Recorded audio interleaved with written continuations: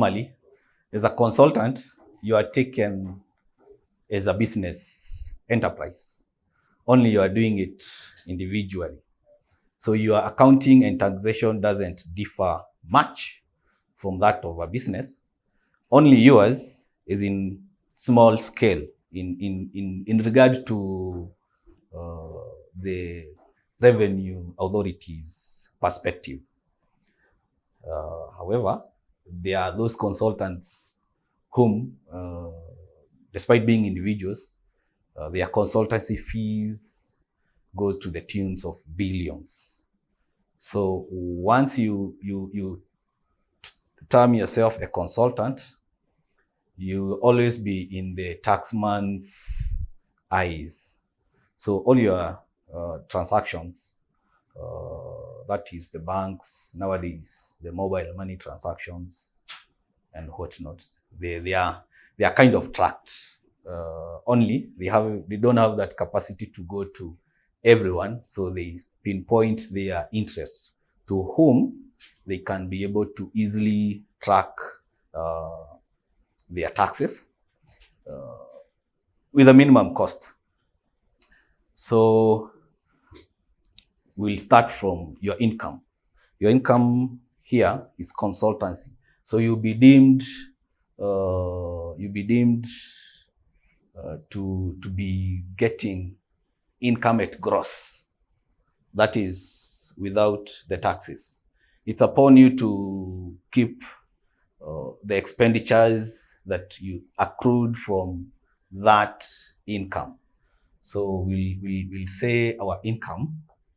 You'll forgive my handwriting. Your income here is purely on consultancy. Yeah?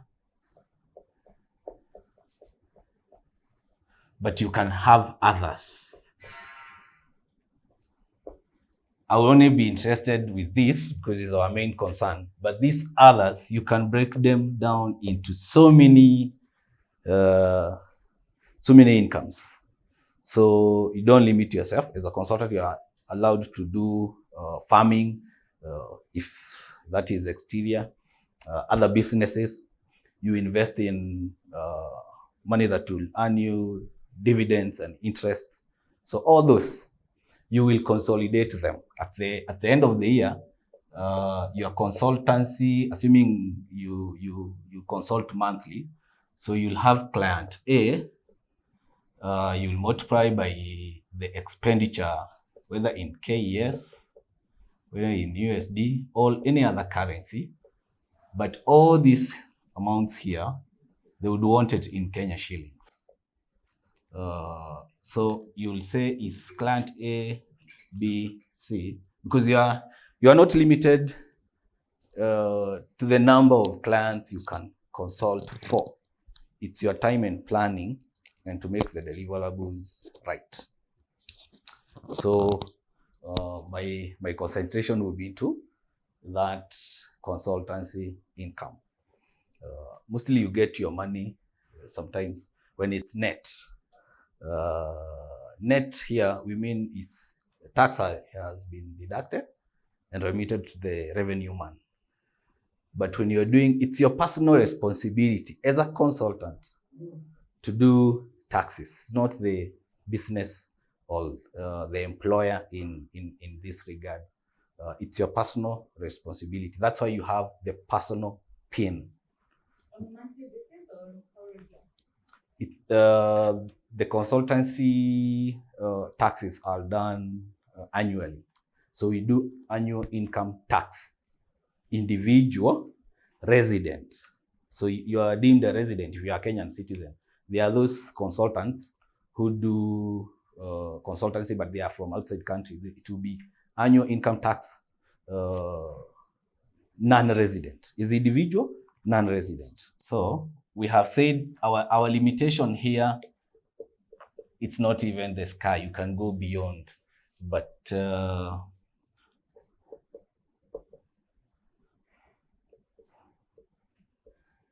you can have as many consultancies as you can manage. Only your responsibility here when you want to consolidate your incomes, your annual income,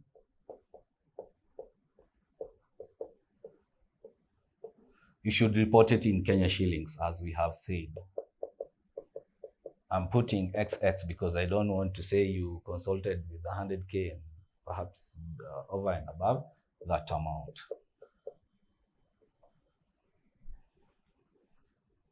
This is the concern with the taxman. That's why I've tried to simplify it. Remember we said we have other incomes. So when you have your annual income, you must have incurred expenses.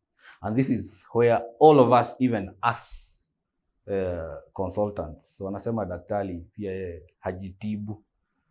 Ingawaji atajua kujidiagnose, but you'll find they are going somewhere else. The difficult part becomes the expenses. Maybe a quick question. What expenses do you yourselves incur as consultants when you are doing the consultancy work? The major and recurring expenditure. Yeah. Food and transport, right? So the more you break it down, the better.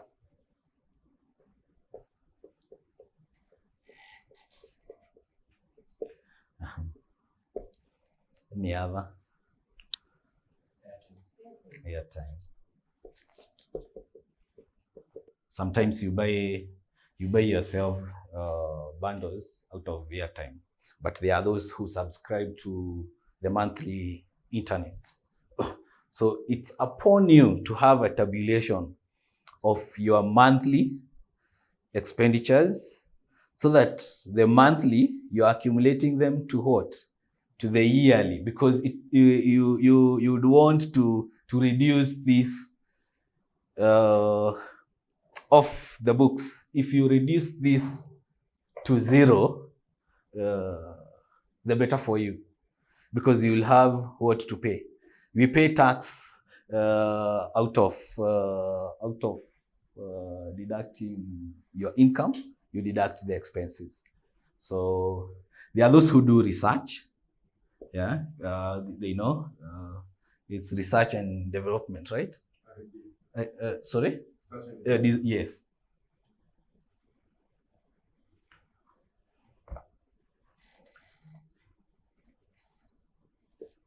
Yeah. My brain is full.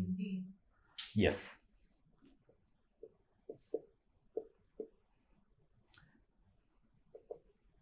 This, for you to attribute that cost, they say the justifiable cost to your incomes or to your consultancy, you ought to have supporting documents. Did you pay a researcher? Did you pay for the survey? Did you travel to do that research?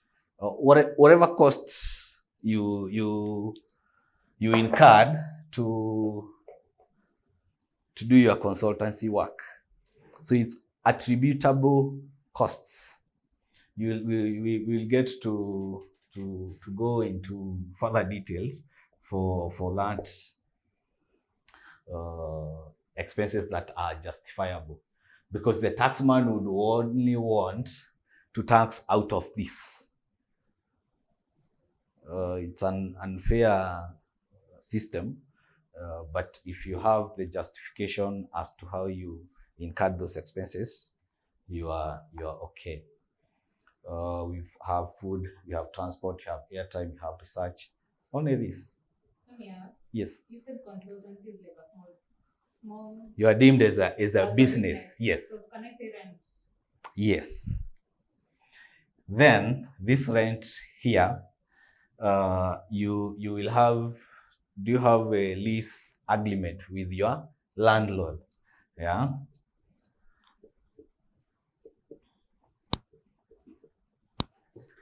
Because if you miss this, then it becomes unjustifiable cost, right? Make sure that when you are doing, you are signing that lease agreement, you are seeing somewhere the landlord's details. They are very They're very important because when you're filing your income tax account at the end of the year, or when the person doing it for you, they will ask, give us the landlord's PIN. PIN, there will be address here.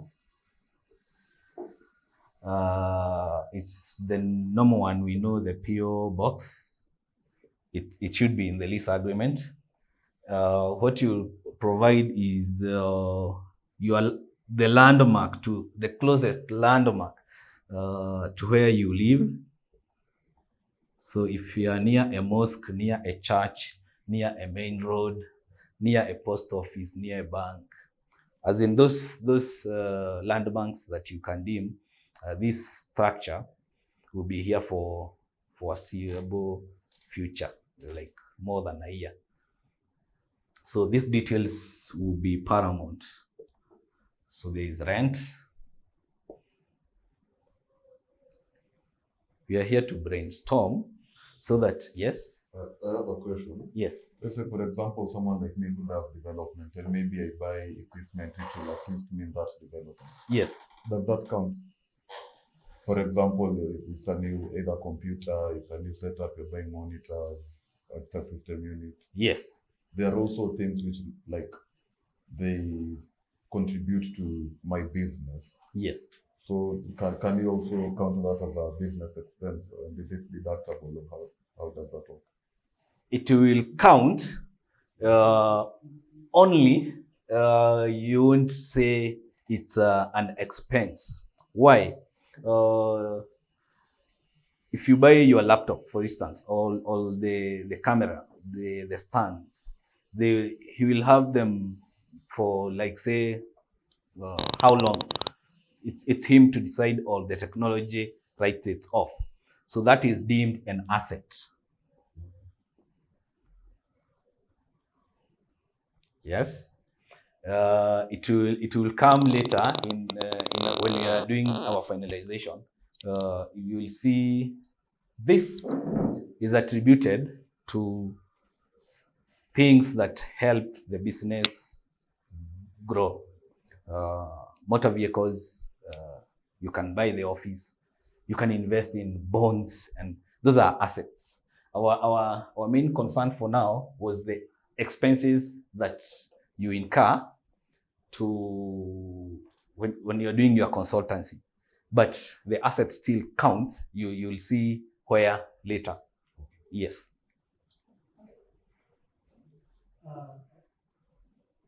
On rent, is it what if someone is working as a consultant but they're working from home?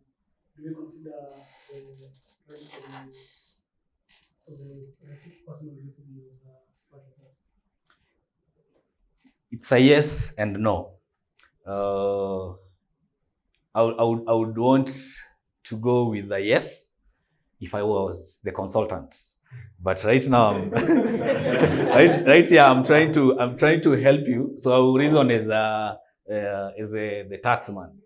Yes, and I'll reason from the taxman's perspective, so that you try to get it better.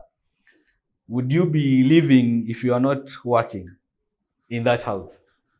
Yeah. True, right? So they will say that cost, as much as you are saying it's working from home, they might apportion it. The apportioning ratio, what they will do, that is upon the commissioner to decide. They might give you a 50-50, because right now we understand things have changed and we are working from home. Post-COVID, things have changed. So assuming I do, we can do a sidebar here. If I do a rent of what, 12K, so times 12 months, this will be 144K, right? By some years. They will give you half of this.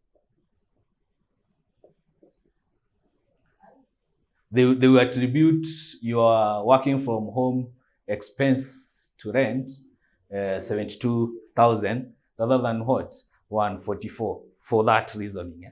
But you have no harm claiming full amount, then let them now start coming to you and telling you, no, we've seen out of all your expenses, the reason we wanted to have as many as possible so that you don't only have one expense, then when it's, they call it disallowing.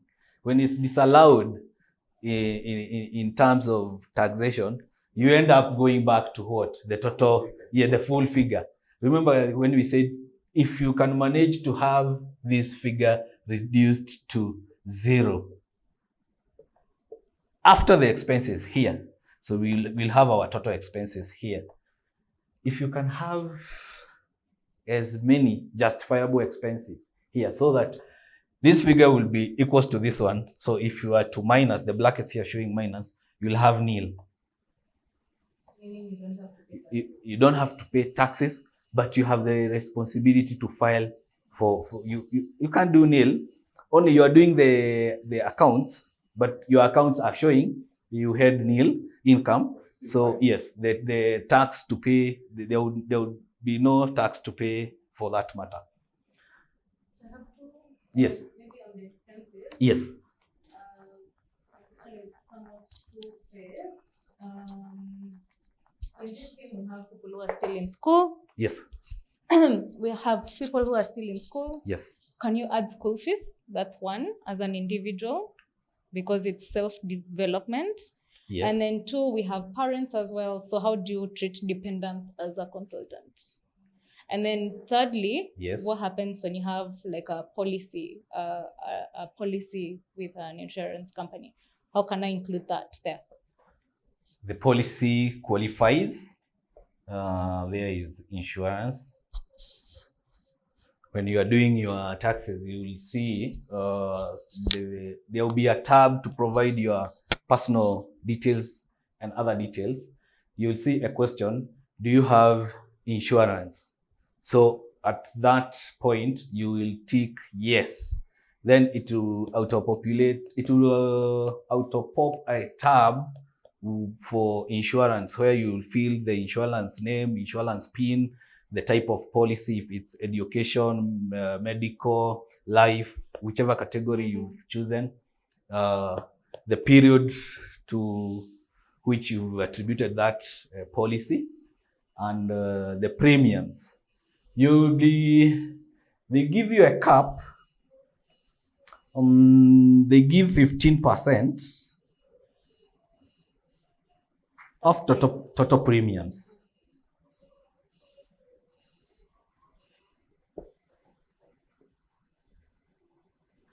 So assuming you have, the easiest we can do with a 10K subscription times 12, that will be 120. 120, they will give you 15% of this. That will be a deductible figure from your total global income. So insurance qualifies. Dependents, however, it will be very difficult for you to support that case because you would term it in better language. They say as accountants, we don't have better words. We have numbers, but it's the wording. How will you attribute that dependency expense or dependency cost out of your global income? You would want to call it what? Donations? No, I'm just asking.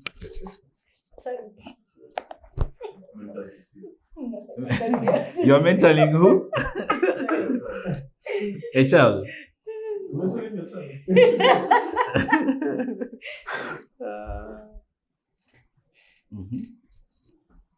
I have a question. Sorry. Yes. That is on dependents. What happens, like, we have interns who are still in school, so their school fees, how can that be part of the expenses? Because you're also cognitive to the fact that not everyone has a parent who pays their school fees, some of them have to work to be able to go pay their school fees. Yes. So I mean, the donation, but no, it might or might not. That will be an assignment for ourselves to confirm. Remember, our income tax is pegged on annual budget policy. So as much as there are changes, it stays more or less the same thing. Only what happens, you'll find they have changed the rate to the taxes. They have changed the amount to what is capped. If sometimes they were saying we are giving towards what 1,140 as personal relief if you are a resident. Now they increased it to 2,400 per month. So if you round that to 12, to be around 28,800, so somewhere about. It's upon you to defend your cases against the taxman. So look for a word, the wording that will favor you. That's where we say, Daktari hajitibu. You will consult the legal team if you have one. If you don't, then you incur that cost, legal expenses out of your what? Your consultancy. Sorry, I didn't get that. We want to have this wording to be closer to the taxman's expectations. So that when you are doing your books, you're doing your taxes, you do not have that challenge of some of the items being disallowed for the mere reason that we named them wrong. Okay. But they are justifiable what? Costs. There is the Income Tax Act.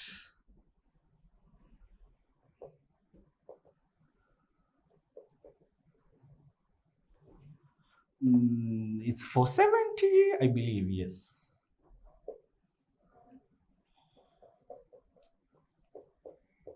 It's a PDF of, you can get it online from KRA's portal. It will be of help if you read and try to see which part aligns to your consultancy better. They have the glossary for the wordings. It's an exploration. We say every day is a learning day. So it will help, but us will be there to guide you. It's wide. To exhaust it, it will take some time, but it will be an eye-opener to your side. Okay. So we've said school fees is allowed only if what consultancy you are doing, you have gone over and above to do what? To increase the knowledge. So they would want to see this school fees is attributed to which cost? Trainings, because you'll see, you don't call it training. Training costs. So if you're doing a short course aligned to your consultancy, that's part of development. You are developing yourself so that you can earn more. So then they are happy when you are getting more money, but they do not have regard to how you got that money, as long as it's legal anyway. We can go up even to tomorrow with our expenses. Only if your expense is exclusively and wholly. We say, like you incur this expense purely for your consultancy. Or you can justify. Or you can justify. Remember, we do voluntary tax regime in our country. Like they don't, as much as there are policies and procedures put in place to guide us how to file our returns, we are not like forced to do those returns. If you opt not to, well and good, but you do what? You attract penalties. And if you have principal tax to pay, the principal tax, it will attract penalty and interest. Interest is on the principal because you can't earn interest on penalties legally. So it's a self-assessed tax return. Assuming you are doing consultancy for like 2 years, you've been getting on average what? 1M per month. So it's 12M per year. It's 72M the 5 years. Then the 6th year, you grow. You like exponential potential, Giuliani's quote. You do a consultancy of 100M in USD. So if you are to convert that to Kenya Shilling, by the time that money is hitting your bank, because we have the Anti-Money Laundering Act, 10M, which is if it's equal or not, it's the vice versa. If it's equal or greater than the 10M, definitely the bank has they are obliged to report that to central bank, which central bank now will take it. As in to go through the vetting policies. It's an international thing. They would want to see where you got this money from. You think they will only be interested with only that item? No, way back. You said we keep our records for at least 5 years. If not possible, have backups. There is cloud nowadays, not like the way you used to say I was moving the house I was living in ground floor. It flooded. You go fill affidavits. It rained heavily. I was not around. I left my tap running. The house flooded. My records are swamped. So as in that was a case that they couldn't understand. Nowadays, they have why you didn't have the cloud and the bank. So your question is well answered, right? Okay. Any question before we clear this? We have dealt with income. Remember, we have said our incomes, it's you who is limited. You can have as many as they come. So they say there is business. There is employment. Remember, there are consultants like myself who is in the full-time employment and part-time consultancy. Employment. I'll list. You are a landlord, so you do monthly rental income. You earn interest. Interest here in fixed deposit earning. Those schemes. You have SACCOs, yes, the banks. What else? Farming. What else? Sale of assets. You can have assets. You dispose assets. They will be interested with capital gain tax. But that is not part of your main business. So it's deemed as other incomes. You can have as many. So the limitation is on you, not on anyone else. The thing is, the taxman agrees that yes, you earned, but what they don't agree with is us doing. They are called out of what? Out of bound, out of this limit. The wording like exclusively and wholly. Not unless you are in in alcoholic business, that's the only time they will allow that cost to yourself. So if you are consulting for that alcoholic company, and part of the costs are you have to buy samples to go and give people, like we call them activation samples. So you see, it's a cost attributed to your consultancy business because you are trying to market that product. But they know most of the time it is the establishment itself that bears that cost, yes, that provides for you those samples. But if you can justify that you got those samples purely for business, fine, it will qualify. But otherwise, it gets disqualified. Yes. In terms of other consultancy ventures that may decide to get involved in, Yes. like business, there's employment, there's rent. Yes. Does that mean, does it only count when we make up, or if let's say we paid by M-Pesa? Yes. Informal, let me say. Mm-hmm. I'm gonna say it's because they already became a consultant, they're monitoring all my transactions. Remember, nowadays they have gone to discouraging cash payments. There are very few people that will agree to pay you in cash, right?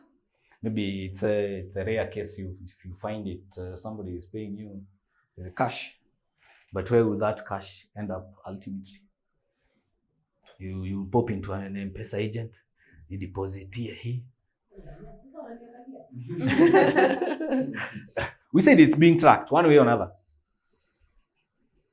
And what happens to things like, let's say gifts or family, they send you, because if someone sends me something to my M-Pesa, maybe it was a friend just decided to surprise me with a small 100,000. How can they be able to tell? It's justifiable if to qualify if you can really justify. The case, it's on you. The burden of proof is on you to justify that it was a gift. Otherwise, if it's not, remember our bank statement has 3 elements. Yeah, it has a balance, it has a credit, it has a debit, right? So I want to assume we have finance guys in here. I want to these are expenses or payments.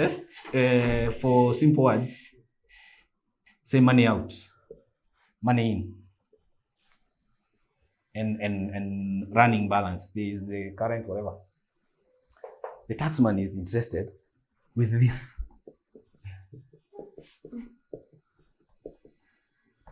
So you normally have here, and then we have here. The taxman is interested with your money in. Remember we said they are interested with the incomes, all other incomes.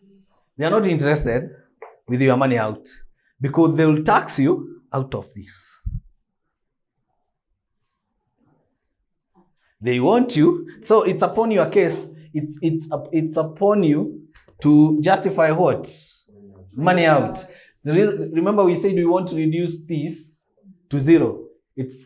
Of course, it's your money in, your balance is normally reduced. We say it is the balance you had previously. You add today's money in, you less today's money out in case there was money out for that day or the following day. Kwa hesabu usi complicate hii sana. Yeye ako interested na pesa yenye iliingia. So kesi iko kwako kujustify yenye ilitoka haikukuwa ya extraordinary entertainment ama ile ya kusupport watoto. Yes. There was a question about the transport and the food not having a receipt. Not having a receipt. Yeah. You can have a schedule for your case, they say you plan your incomes. You say I eat 1,000 lunch. It's an example. There are people who go over and above. Okay, so I am sorry.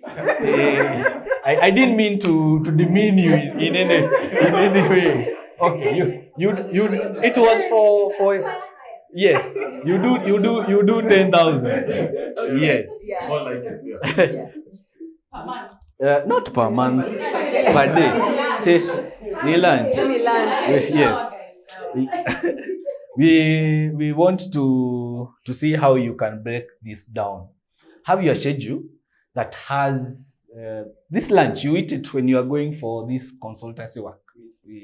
Yes, they know you eat even if you don't go for the meetings anyway. So, how many days do you consult? 5 in a week. Okay, 6. How many weeks are there? 4. How many months? Hiyo inakuja ngapi? This time this is 24. 24 is it's what? 2.8.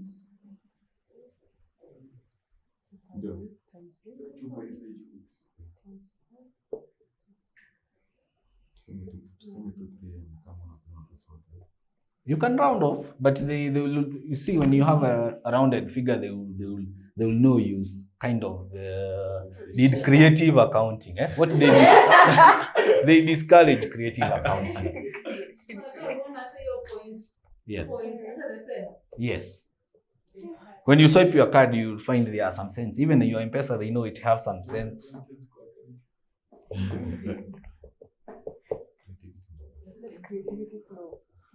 So you have your expenditure, annual, meals and entertainment. There are those projects that go to even a tune of billion, because it's justifiable.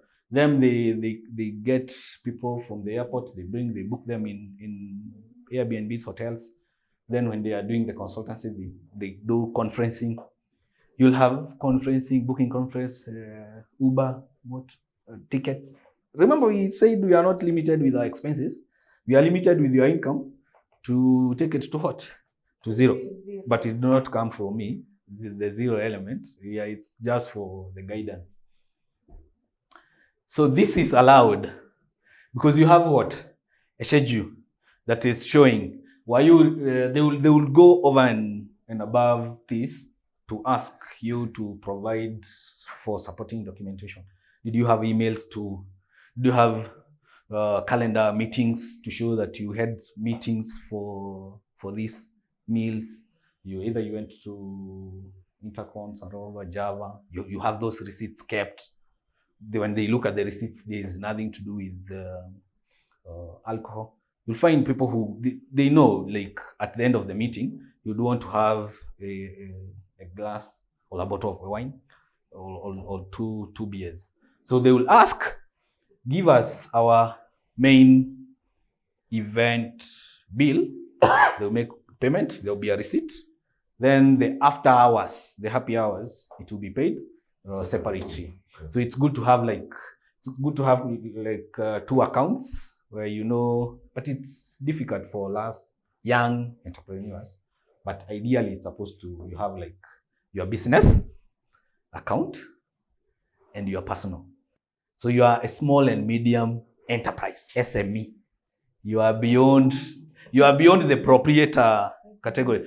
I believe we passed that small class of categorization: the individual, the sole proprietor, the joint venture, the partnership,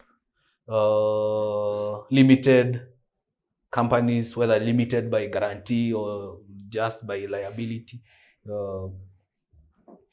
and such, multinational. So if you are within this category, you have to confirm when it's an assignment for yourself. If you get to see you are over and above this annually, you are they are closing their radar on you. It's a matter of when. Yes. Remember, we said it's wide, and we wanted to go to simplicity of this category of ours, so that we are done with income. We go to the assets. And for receipts, Mm-hmm. for receipts, see, they're okay with virtual receipts. Like if you took a trip and then you print, and then now you provide those receipts. Yes, ideally. Yeah. So you have your Like, you work, you're a developer, Yeah. right? You work better online. You have your drive. In this drive, this is a personal matter anyway, but it's just a guide. Have folders which are now physical files. You know how people used to go. We were being asked for those spring files when we were going for high school. In your folders, apart from work, have your expenses. You can categorize them by project. It depends on your organization, right? The creativity is on you. The expenses here, you can have project A, because I don't want to limit yourselves, or to project Z. In these folders, there are subfolders, meals, because you are keeping your records for how many years? 5. But you are interested with the current running year. So you'll have 2024. 2024, you'll have transport. Uber ikikam, as in you can code your email. If it's Uber, it will go to the Uber folder. If it's PDQ you have swiped for meals, that email, when the debit email comes, it's going to your folder of meals. As in it's upon yourself how you organize yourself. But make sure they are there. Supporting documents. You can have this analysis without even any documentation. But in the event you are being audited, how will you be able to justify the expenditures without the supporting? Yes. Now the time you provide the documents.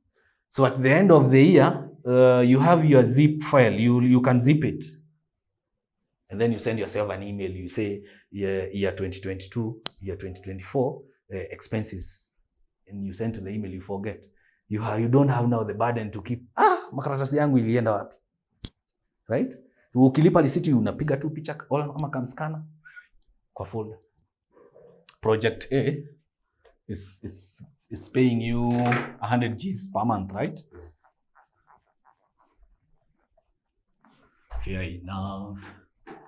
If you have queries, ask them as we go.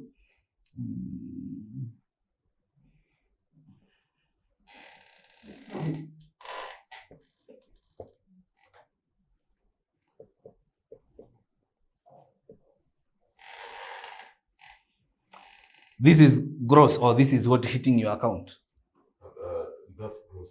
This is what, it's a gross here. There is, that is tax inclusive. Net is the opposite.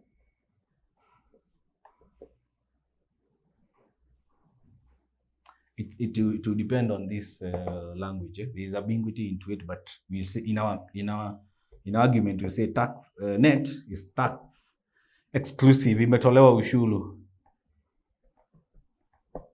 Remember we said it's about the wording. So times 12, you have 120K.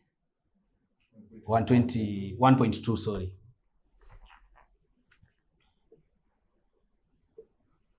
Which is gross. I want to believe your employer or your contractor does bookkeeping and taxation. So they withhold and remit. Yeah? You will find you are a consultant and In this category, you are Kenyan. So I believe you have non-resident. So there's 5% withholding tax. So when they do 5% of this, you are getting 95K to your bank. Times 12, it will be what? So that we see there you are.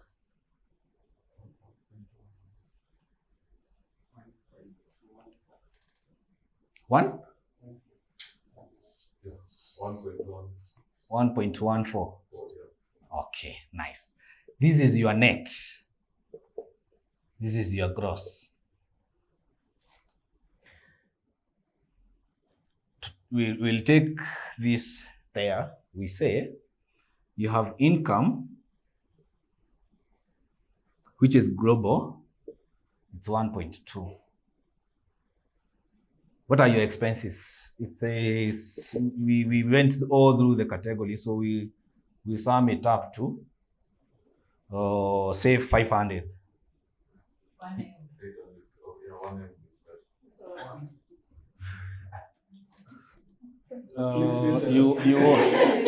What I want I want the 5K times 12 will be what? 60. Okay, fine. It will work.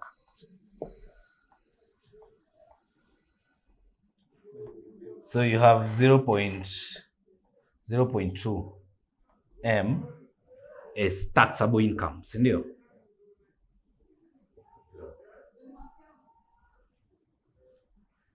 But you have what?